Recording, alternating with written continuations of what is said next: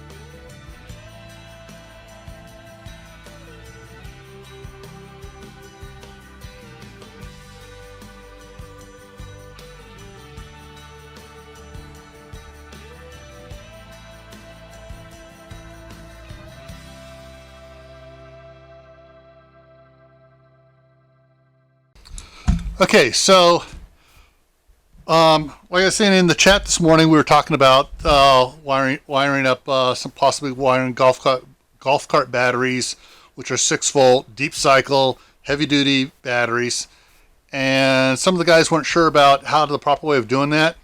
Now we'd all talked, and we mentioned that we had seen Reed at Manifestation of Imagination stuff. Reed is a great guy. He gets very good details, very good explanations, and he does it a little bit at a higher level of education than most of us understand. But fortunately, I understood it because I've had some DC courses and stuff, DC electrical courses. And so I told the guys I'd throw together a quick video here explaining it at a high school level. So move the camera over here, and we're going to look at my little box here.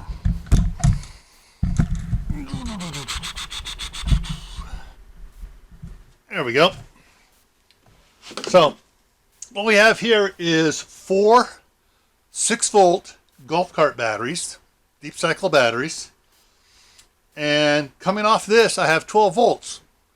Now if you think, wait a minute, 6 times 4 is 24. Well, not the way I have it wired in. These two in the back here are connected together, positive to negative, which means at the negative and positive negative up here at the front, you got 12 volts. Same thing for this up here. And so I have the positives from, and this is called in series, and then I have 2 6-volt batteries in series and 2 6-volt batteries in series, and then I connect the 2 series up into parallel. So it still gives me 12 volts, but it just doubles the power, the amperage on it. So, and all I need to do is, I can take my, adjust it here, I can take the battery clamps, the jumper cable type connection here I have on my inverter, and clamp it onto these lines here, this this positive, this negative here, and that'll give me the 12 volts to run that. Now it's a little complicated looking down in here, but I got a nice good PowerPoint presentation I'm going to show you now. So let's go check out the PowerPoint presentation and get it explained out a little bit simpler. All right, everybody, so this is basic battery wiring for DC voltage.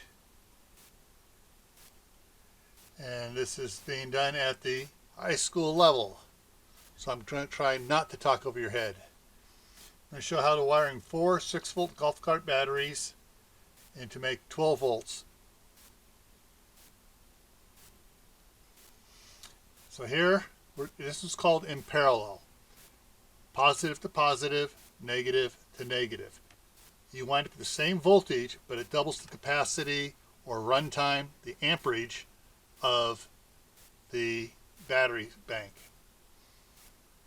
All right? And feel free to pause this anytime to look at the diagrams here. Here we have batteries joined in series, positive to negative. All right, so at the end here, you now have, off the two 6-volt batteries, you have 12 volts.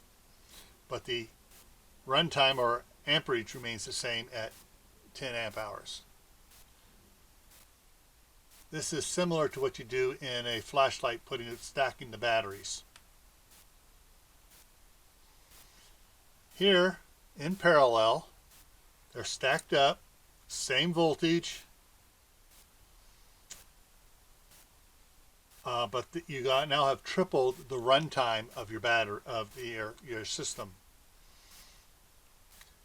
Now putting them in series like this, you quadrupled 12 volts to 48 volts, but the 200 amp hours still remains the same. Now this is the kind of drawing of what I did out in the I showed you in my little battery box out there. These two are in series. These two are in series.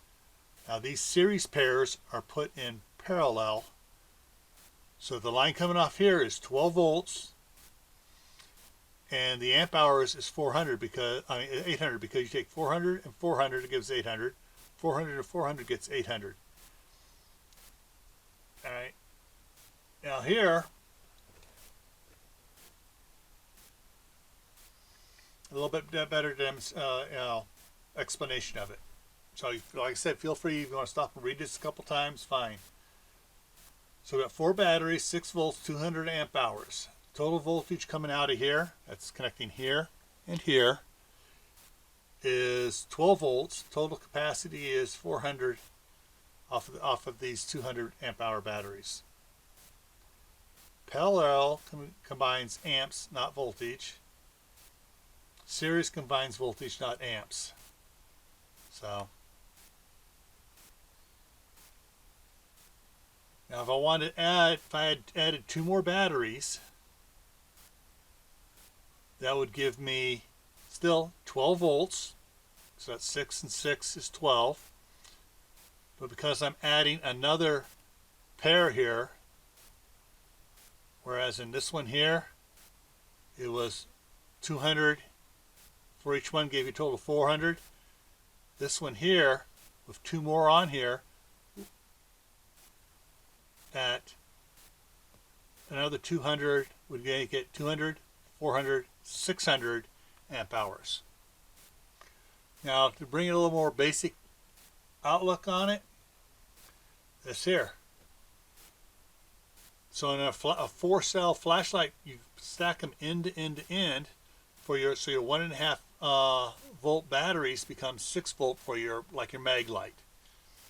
But if you were to connect them in parallel, you still have 1.5 volts, but you just have more amperage on them for the runtime.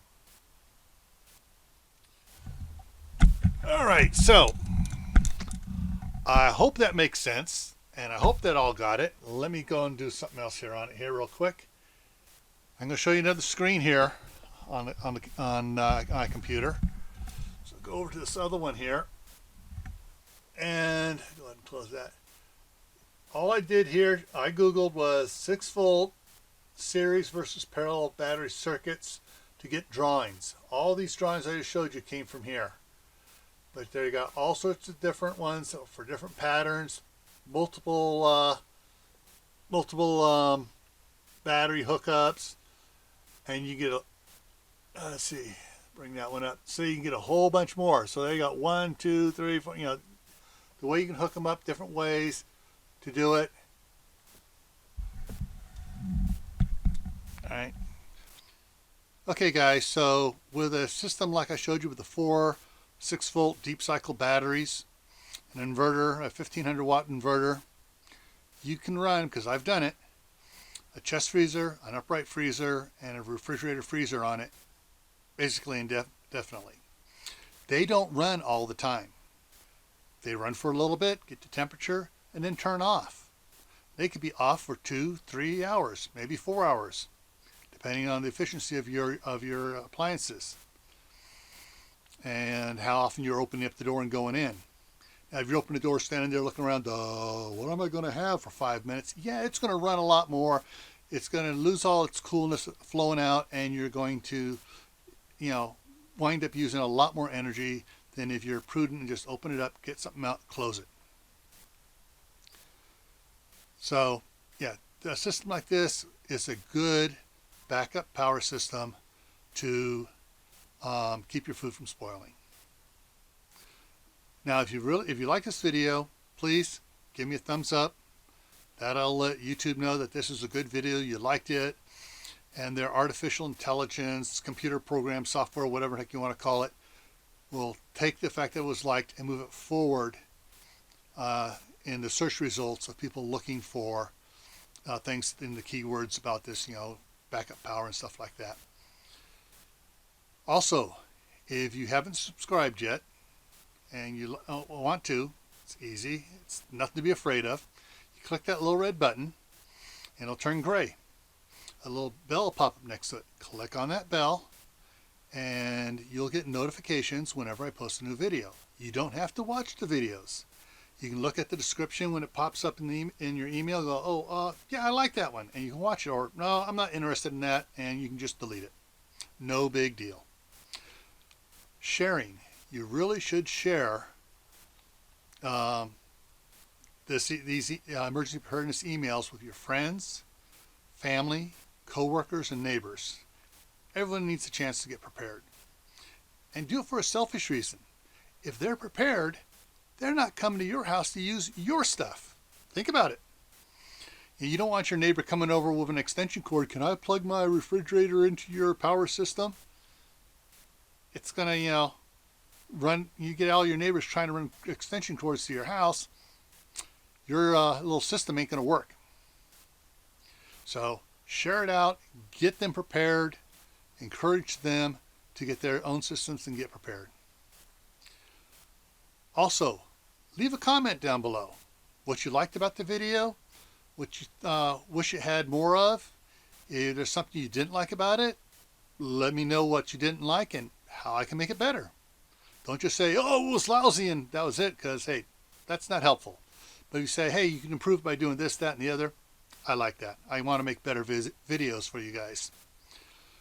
So, as always, stay safe, stay happy, and I'll see you in the next video.